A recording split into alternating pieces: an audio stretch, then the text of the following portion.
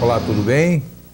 Bem, o programa Vida Inteligente de hoje, nós vamos dar continuidade a um assunto que nós abordamos aqui na semana retrasada e que não tivemos tempo hábil de acabar com ele, claro, e nem hoje teremos, mas de qualquer forma vamos procurar trazer um pouquinho mais desse conhecimento. Como todos sabem, o nosso programa visa trazer coisas diferentes para você, para sairmos da mesmice, para trazer você acabar com não com as suas esperanças, não com a sua fé, não com os seus sonhos, mas ajudar você a solidificar a sua verdade. Através da nossa verdade, o que nós vamos passar, você junta com a sua, você usa o seu discernimento, peneira e quem sabe você pode ver a sua vida melhor, pode melhorá-la através da sua mudança de pensamento, através do seu posicionamento com coisas que você ouve aqui.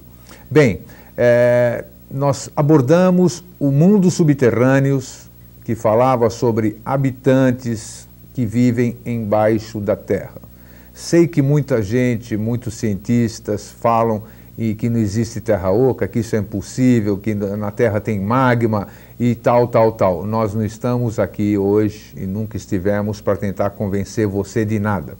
É claro que embaixo da nossa superfície há inúmeros túneis, já falei aqui de cavernas com até agora mensuradas de 198 mil metros de extensão, que é coisa grande, coisa enorme, muito comprida. Imagine então o que pode ter aqui embaixo. Mas, independente disso, é uma forma da gente visualizar este lado da história por um outro prisma. E para tanto nós temos aqui mais uma vez hoje, com muito prazer, o nosso querido amigo e irmão Jorge Antônio Ouro. Obrigado, Jorge, por estar aqui de novo. Obrigado a você, Greg.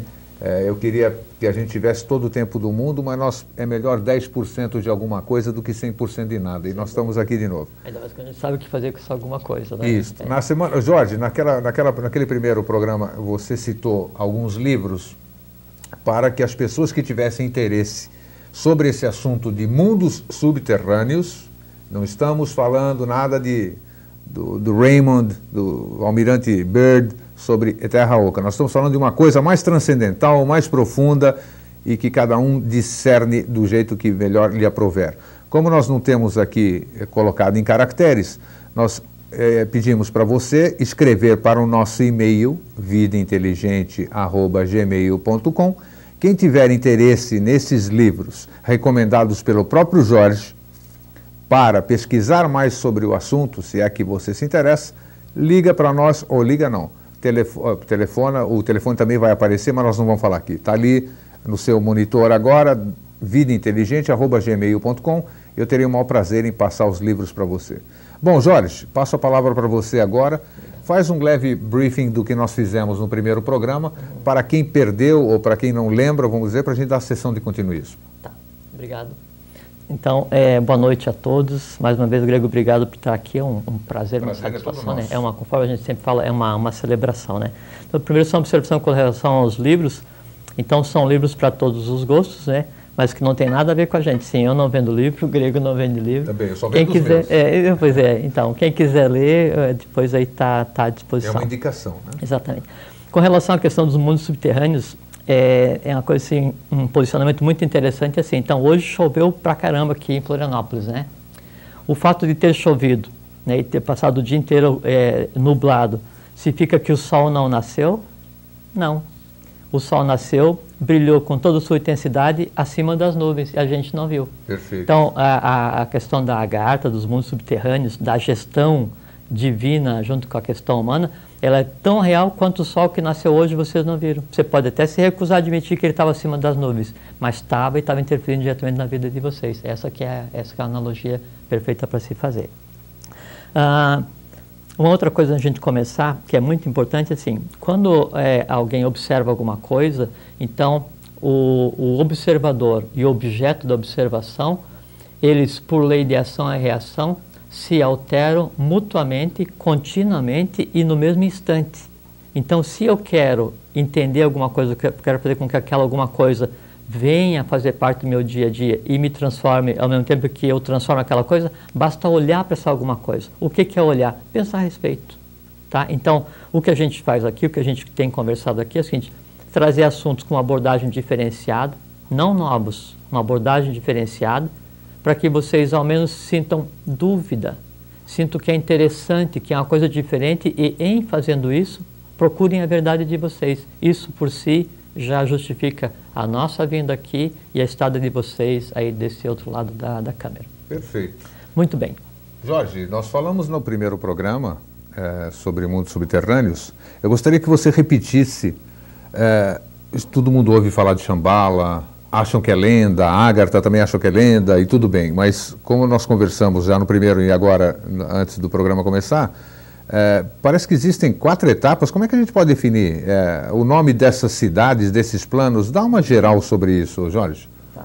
Então, primeiro, todo mundo acha que é lenda porque o Ocidente ele se recusa a aceitar o Oriente. Né? Então, a gente se recusa a aceitar a Agartha, Shambhala, Duat, Badaga, se recusa a aceitar a tradição védica porque a gente acha que o Ocidente começou da Grécia para frente. Sim. Né? E a gente esquece que tudo que foi parido de ideia de centro filosófico na Grécia teve sua origem no Egito, né? Que teve sua origem na Índia, que teve sua origem na Atlântida, que teve sua origem desde o início dos tempos. Tá? Então, a gente se recusa a aceitar isso. Aí, então, tudo parece lenda, tudo parece mito, e é muito fácil eu aceitar um mito, ou uma lenda, ou uma história, um folclore grego ou árabe. Agora, é muito difícil aceitar uma lenda ou um folclore hindu.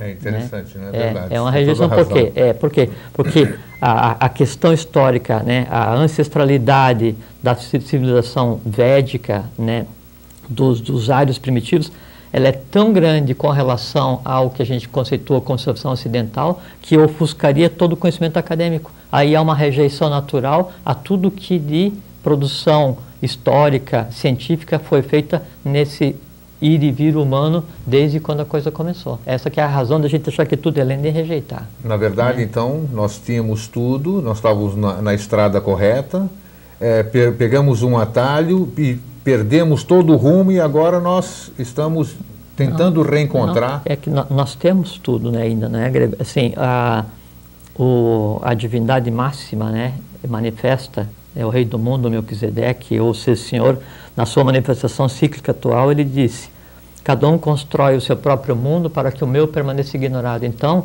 nós achamos que é suficiente esse ir e vir entre o trabalho, a família, a questão acadêmica, ou eu quero isso, eu quero aquilo.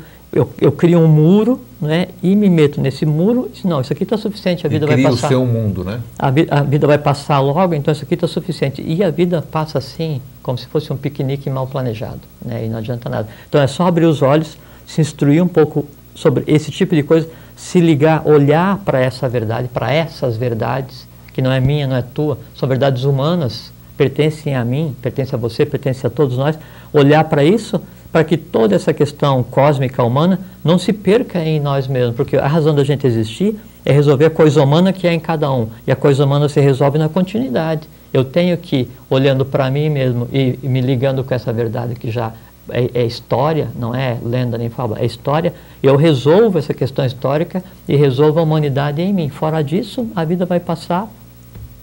Eu queria fazer uma parte antes de você pegar um embalo para explicar sobre as 4 cidades. Sim, pois não. Na sua opinião, por que é importante que o público telespectador e outras pessoas tenham conhecimento de que nós, vamos chamar assim, já que nós somos uma unidade, né, humanidade, em estas pessoas vivendo em cavernas embaixo da terra, vamos chamar assim, qual é a importância dessa interação entre a superfície e a parte de baixo, a parte de cima e a parte de baixo, vamos considerar? Isso é importante para o nosso dia a dia, vamos dizer? O que pode acrescentar para mim, para o telespectador, a gente saber que nós temos outras civilizações que não estão na superfície?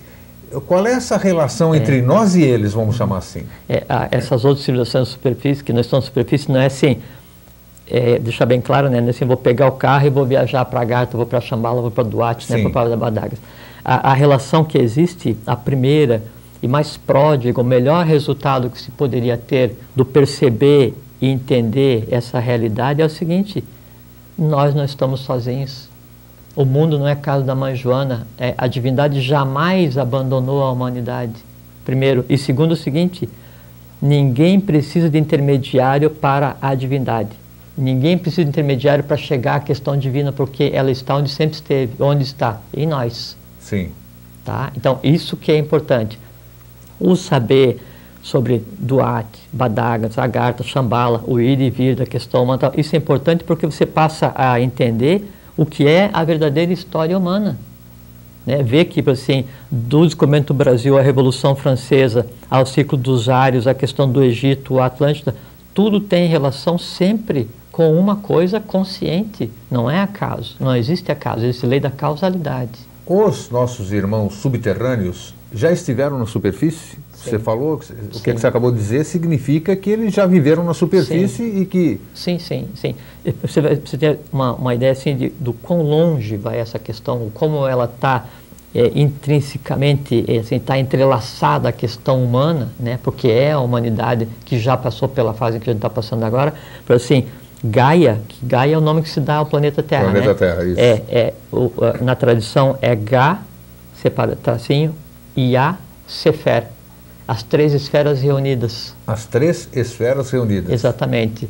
A parte de cima onde estamos nós, a parte de baixo, que são os mundos internos, e uma parte intermediária, que é exatamente essa questão, assim, o pessoal fala, mas e o magma, como é que fica? Embaixo é fogo e tal. É uma camada intermediária, onde cada uma gira para um lado, e a camada intermediária que faz a questão do fluxo eletromagnético, para fazer com que a vida exista no planeta.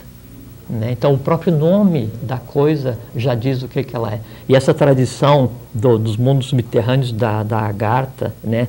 Badagas, Duarte, Shambhala, isso é coisa que remonta a centenas de milhares de anos. Centenas de milhares de anos. E você pega a tradição dos egípcios, tem dos mundos subterrâneos, dos gregos, fenícios, aí você, não quero aquela pessoa lá do Oriente, tudo bem, então vamos para cá, dos índios brasileiros, incas, astecas, toltecas, quixés, dos índios norte-americanos. Aí não quero isso aqui, quero os povos lá de cima, celtas, druidas, todos eles têm sempre a mesma tradição, com um nome diferente ou outro. Então, para os nórdicos é Valhalla, Shambhala, Purusha. Então, muda o nome do local, não é?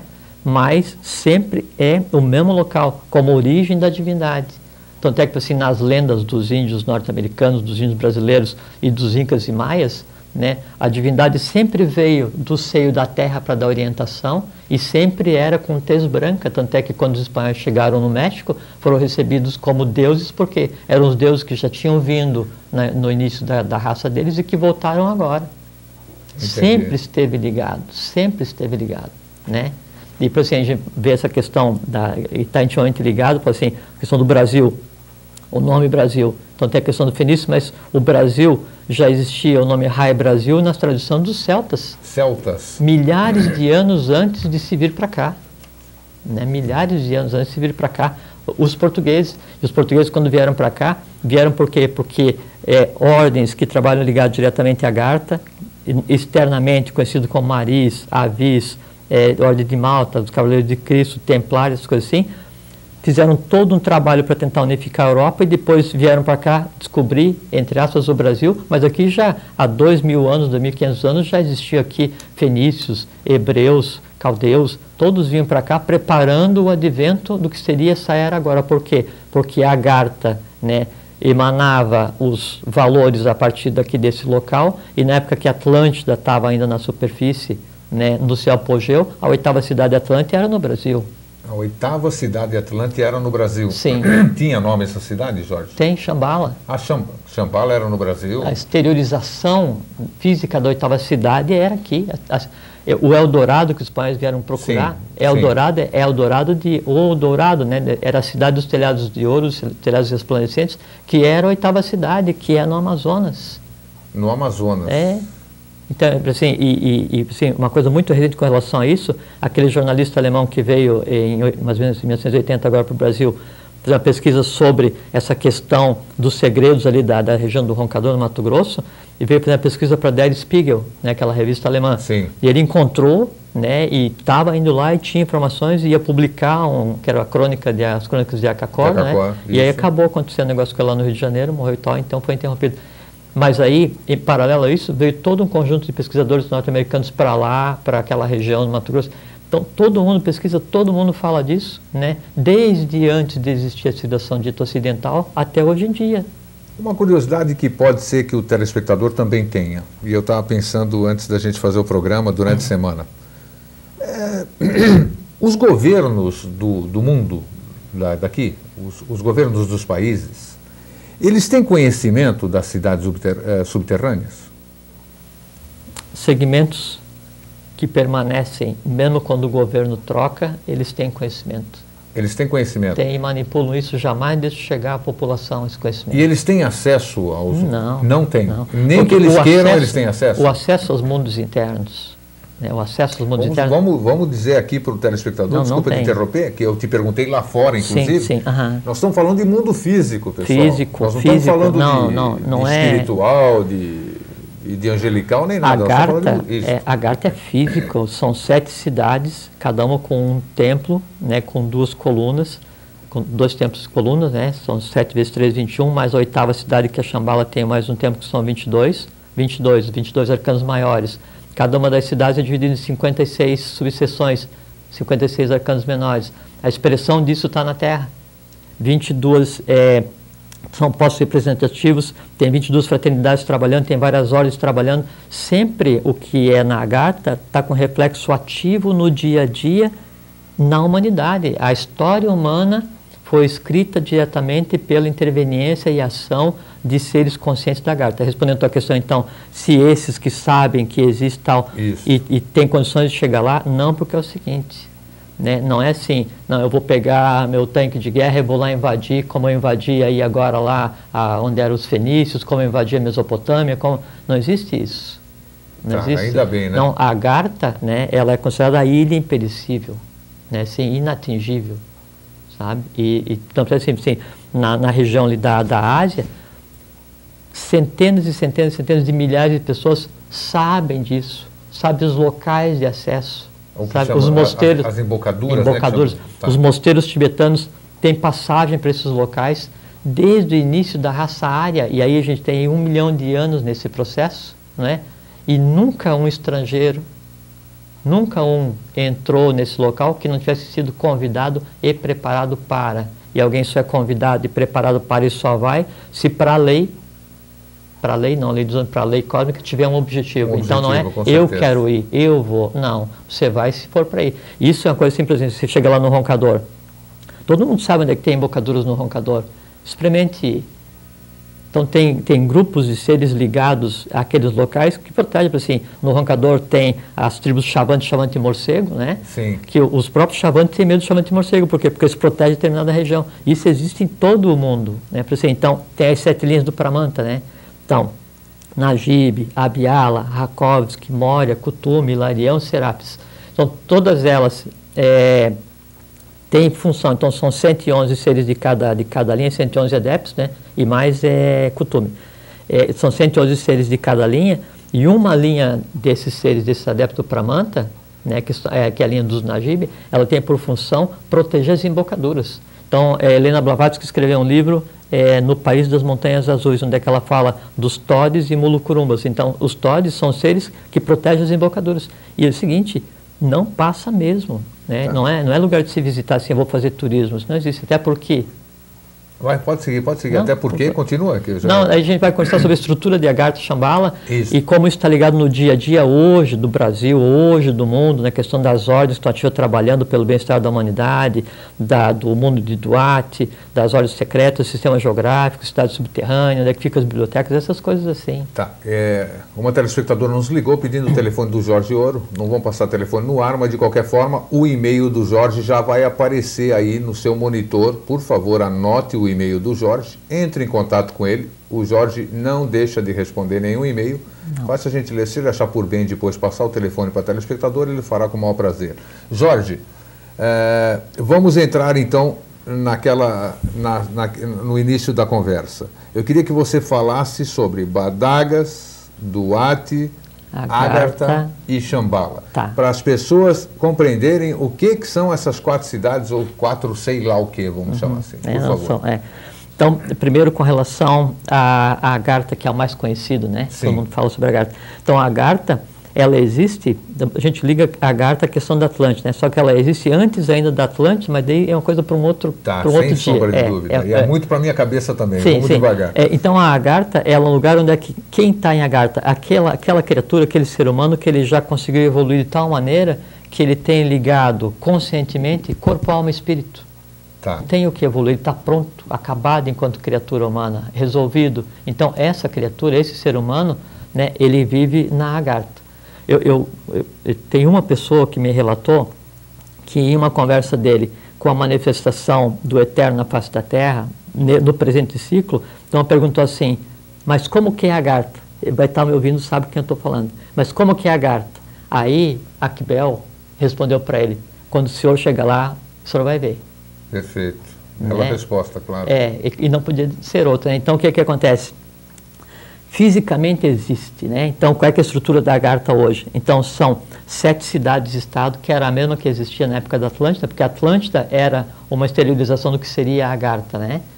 Então, são 7 cidades... A Agartha é anterior à Atlântida. Anterior à Atlântida. Tá. A Agartha, ela vem do tempo em que o planeta Terra ainda não era solidificado. O que é isso? Por isso que eu te falei que é coisa para um outro dia.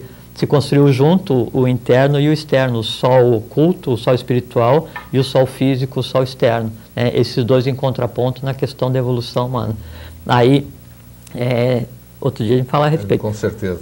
Então, daí a Agartha, ela, na época da Atlântida, então a Atlântida teve seu apogeu por 200 mil anos, e a divindade, ela existia junto com a humanidade. Então, com o cataclismo que aconteceu na Atlântida, só um parênteses, a gente fala um pouquinho rápido aqui, porque o tempo passa muito ligeiro. É brincadeira. É a questão da temporalidade. Então, quando aconteceu o cataclismo Atlântida, os valores da 8ª cidade, os valores da Atlântida foram de volta para a Agartha. Então, a Agartha são 7 cidades. Então, vou falar a estrutura inteirinha, né? Isso. A gente usar o tempo. A Agartha são 7 cidades. Cada cidade tem 3 templos. Um ligado, é controlado, quem dirige essa cidade é um ser chamado Sura, da hierarquia Sura. Sura. Ladeado por um Agnisvata e um Barixá de Sol e Lua. Sim. Tá? 7 cidades da Agartha vezes 3 templos são 21. Mais um templo principal na 8ª cidade, que é a capital da Agartha, que é Shambhala, né, dá 22. Shambhala é capital de Agartha. Capital no ponto de vista humano, é a oitava coisa. Porque todo mundo pensa que são cidades diferentes. Não. A Agartha é uma coisa, Shambhala é outra. Só que na Agartha estão seres físicos como nós. Tá. Como nós, não é? E tem organização, tem Quantos escolas... habitantes tem a Agartha? Só de curioso.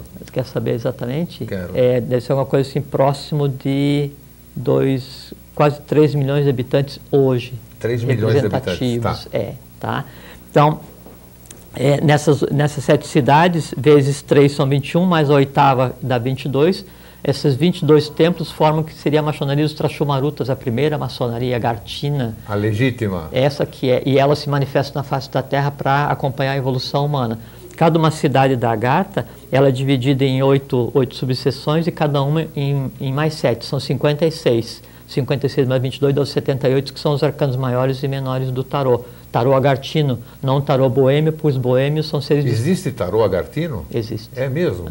Não revelado para a humanidade ainda. Ah, tá, eu sabia. Porque o tarô dos boêmios, né, os boêmios são agartinos desterrados, né? Tá. Que passa pela questão lá, quando eles vieram fazer parte lá da civilização dos Ramídeos, e aí então trouxeram inclusive o sânscrito para a humanidade. Então, essa organização da Agartha, né? Como é que isso se manifesta na face da Terra? Como é que a Agartha age na face da Terra? Isso, é importante. Então, na face da Terra são 22 fraternidades, cada uma ligada a um templo agartino. Cita umas 3 fraternidades aqui em cima. Vou dizer o local. Tá. Líbia, Síria, Egito, tá. Índia, Brasil. México. Uma fraternidade no Brasil. Nome? Boaçucanga. Boaçucanga? Ou Morebe. Ou Morebe, ou tá. Ararat. Fraternidades ligadas a esses 3 Ararat, pontos. Tá, perfeito. Tá? Outro dia a gente pode até entrar em alguns detalhes. Só curiosidade aqui. Então, aí essas fraternidades, elas exteriorizam ordens de trabalho. Então, no ciclo, são 33 ordens de trabalho. A primeira ordem dos Trashumarutas. Tá. Por assim, o Jesus da igreja pertencia a... Com ligação direta com Shambhala, com a Agartha. Direta, com troca de seres vindo para cá para trabalhar. Perfeito, não tem um desses que vieram para colocar a humanidade nos eixos que não tenha vindo da Agartha. Tá. Não existe. Tá. Né? Não tem outra maneira. Tá? Então, cada uma fraternidade ligada a um templo agartino, e esse ir e vir, essas ordens dando suporte. Tem os postos representativos, são 7 postos representativos ligados à questão da Agartha também. México, Sim. no Yucatán, no Peru, em Machu Picchu, na Austrália, em Sydney, nos Estados Unidos, em El Moro, em Portugal, em Sintra. Sintra em Portugal, né? Sintra em Portugal, esse está bom dizer. Tá. Aí cada um está ligado a uma ordem, né? Por assim, a parte de Sintra está ligado quem? A Ordem dos Maris.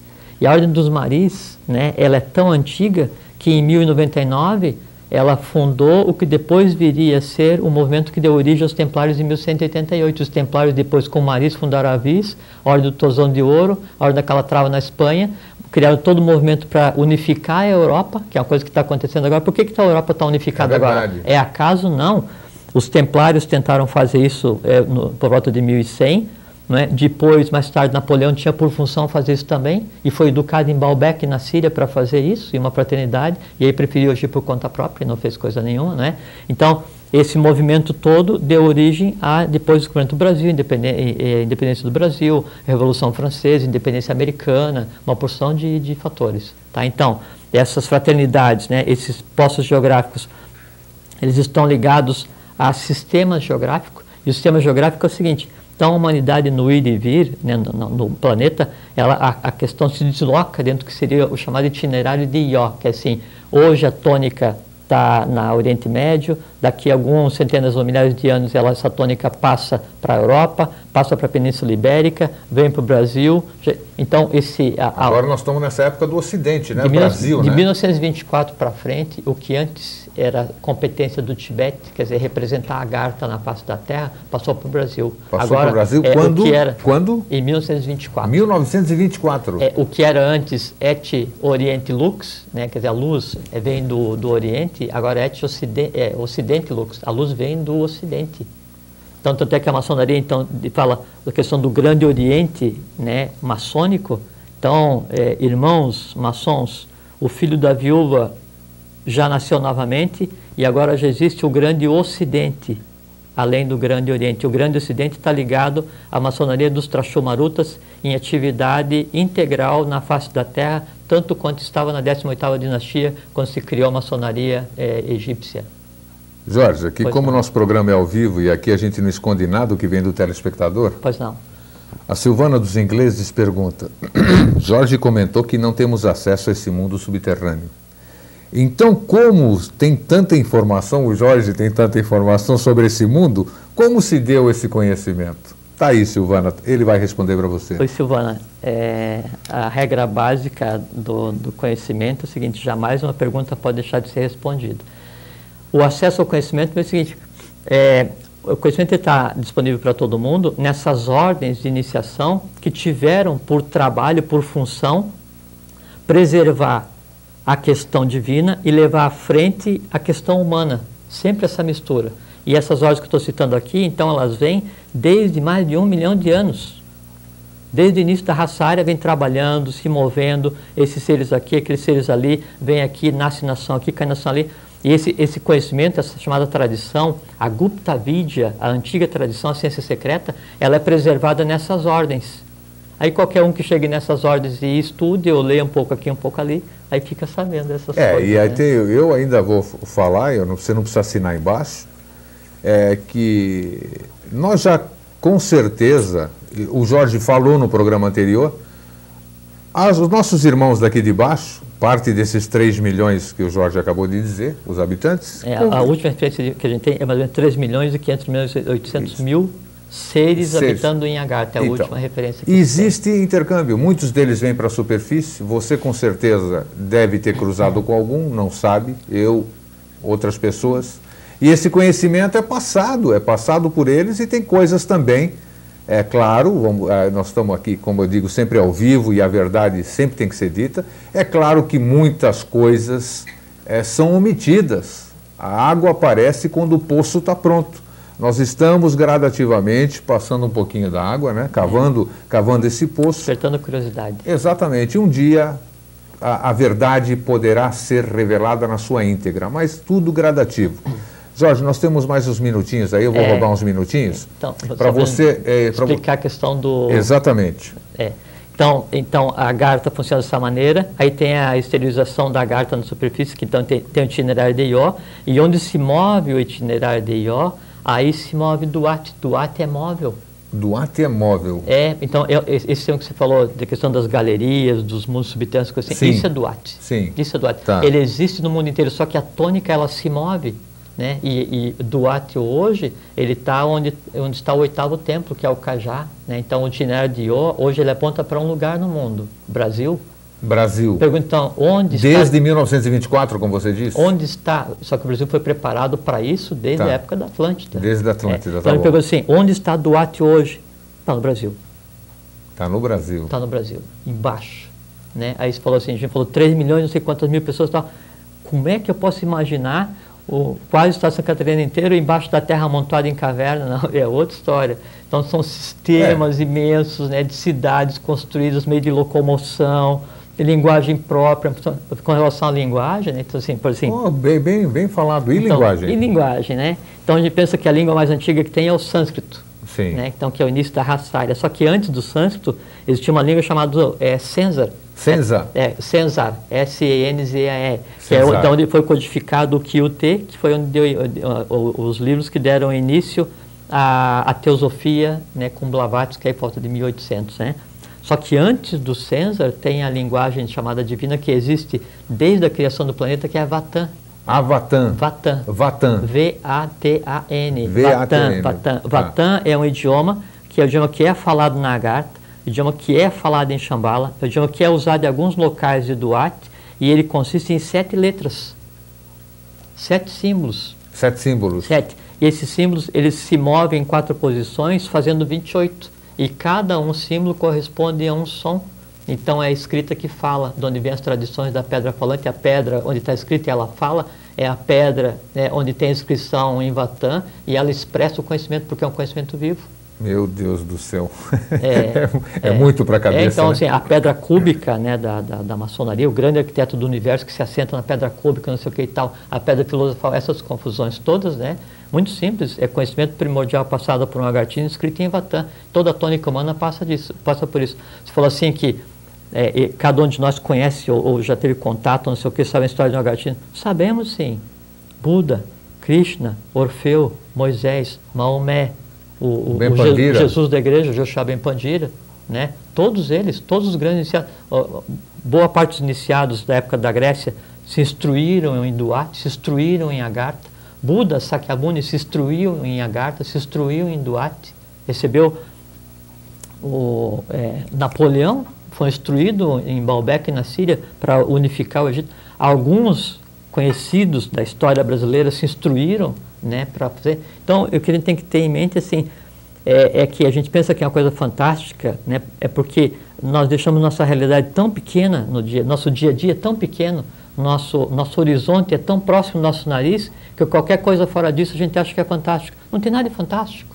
Você pega a tradição dos hindus, então tem um momento em que uma população foi exilada, quer dizer, eles foram sacados da Agartha para a superfície porque fizeram o que não devia e deram início a um povo que invadiu toda aquela região e transformou toda a história do Oriente Médio, Mesopotâmia, chegaram a invadir Egito, fizeram a confusão dos diabos, né? E tinha a ver com a tradição agartina. Isso nós vamos continuar um dia que eu achei interessante.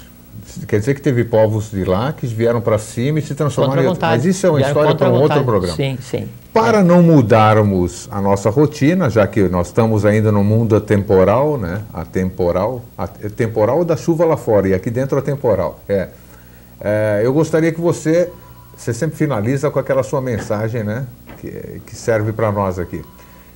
O que você diria, em função de tudo que nós falamos, que você sabe? Pode ir lá, William Paul, vai tranquilo. Você sabe que o que nós estamos falando, pessoal, sem subestimar ninguém... Chocante.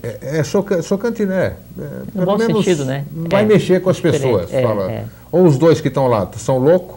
Eu queria dizer, né? No mínimo isso, que é um bom sinal. Exatamente, né? Ou então é aquilo que você falou no começo do programa. Pelo menos a gente levanta a dúvida para que as pessoas, se sentirem alguma ressonância, vão buscar, vão pesquisar e façam a sua própria verdade. Com essas informações que nós levamos nesses 2 programas, que eu acho de altíssima relevância, que nós falamos aqui, tudo que a gente tem falado é de relevância, mas isso aqui nós trouxemos alguma coisa que para todos era lenda. Como é que você passaria para as pessoas se comportarem frente a essas novas informações? E parece que veio mais uma perguntinha. Já estourou. Livro sobre esse assunto. Primeiro, um telespectador ligou. Escrevam para vidainteligente@gmail.com, vidainteligente@gmail.com. Esses livros, o Jorge me falou antes do programa, esses livros que nós vamos passar no e-mail para vocês, são encontrados facilmente em qualquer livraria. Ou alguma livraria, essas tipo esotéricas, livrarias que falam sobre teosofia e assuntos mais místicos. Todos livros vocês poderão encontrar. O Jorge me falou isso antes da gente começar o programa. Só permita fazer um parênteses. Só assim, quando vocês forem procurar os livros ou um assunto qualquer, não pensem que vai ser igual uma receita de bolo. Sim, isso é importante. Entende? Você jamais vai encontrar um livro que responda todas as suas perguntas. Se você encontrar, fuja desse livro. Ou refaça as suas perguntas. Então, o teu conhecimento, o conhecimento que você vai adquirir, que eu adquiro, que o grego adquire, ele é um mosaico. Ele é uma coisa que é construída no dia a dia e ele é acompanhado da evolução da consciência. É quando esse conhecimento vem fazer parte da minha individualidade para que eu veja que eu sou um ser divino que já sabe isso tudo. Então, isso se constrói no dia a dia. Se você encontrar um livro e decorar e achar que com isso está iniciado, ou então já está satisfeito, esqueça, começa tudo de novo. Então, não é por aí. Tá, Jorge, manda abraço. Bom, sim, a nossa intenção aqui é trazer o conhecimento de uma forma diferenciada para que vocês, por favor, acordem dessa letargia, como se fala na tradição védica, né? Deixem cair o véu de Maia, da ilusão, que cerceia a visão de vocês de um mundo absolutamente maravilhoso, perfeito, pronto e acabado em evolução de uma maneira como não se cogita, acontecendo sob nosso nariz, em torno de nós, dentro de nós, e a gente preocupado com as questões do dia a dia. Então, por favor, né, um pedido que eu faço, o grego também faz, nós dois fazemos um pedido para vocês, abram os olhos, né, vejam que a vida, ela não pode ser só isso que a gente considera rotina, foge à lógica, a divindade, o cosmos não ia se empenhar em criar uma coisa tão complexa há milhões, bilhões de anos para que a gente resumisse no ir e vir para o trabalho, para a TV e com a preocupação com a conta atrasada, se dá para ir na praia no final de semana. Não é isso. A Agartha, a Shambhala, Duarte, espera por quem? Por nós. Ela é feita e povoada por gente como nós. Gente que um dia tirou o seu esqueleto da cadeira e foi atrás de um livro para ler, começar a se instruir, se instrua, liberte o seu espírito, por favor. É mais do que na hora, porque nós já estamos vendo o novo ciclo, o futuro já se instalou, a coisa está resolvida. Vivam o futuro. Bem, pessoal, obrigado pela sua atenção. Obrigado. Hoje foi maravilhoso, né, Jorge? Para variar. Ótimo, e o Jorge virá para cá em breve. Uma boa semana para vocês, fiquem com Deus e escrevam para nós vidainteligente@gmail.com. Um grande abraço então, até mais. Boa noite a todos. Obrigado, Jorge. Obrigado a você.